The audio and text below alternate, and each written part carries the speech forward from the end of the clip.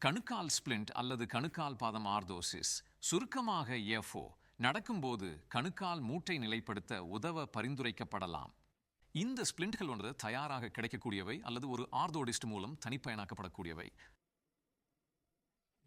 Splint தனது வேலையை செய்ய நன்கு பொருந்தும் ஆதரவு காலணிகள் மிகவும் முக்கியம். மேலும் காலுறைகள் அணிவது ஸ்பிளிண்ட் ஊராய்வால் தோல் சேதம் ஏற்படும் சாத்தியத்தை குறைக்க உதவுகிறது. ஸ்பிளிண்டை அணிய முதலில் ஸ்பிளிண்டை காலணிக்குள் வைக்கவும். லேசுகள் நன்றாக தளர்த்தப்பட்டுள்ளன மற்றும் நாக்கு முன்னோக்கி கொண்டு வரப்பட்டுள்ளதை உறுதிப்படுத்தவும். பின்னர் கால்களை காலணிக்குள் வைக்கவும். விரல்களை முன்னோக்கி நழுவவும். குதிகால் ஸ்பிளிண்டுக்குள் இறங்கவும். கால்வளையத்தை உறுதியாக இறுக்கி லேசுகளை கட்டவும்.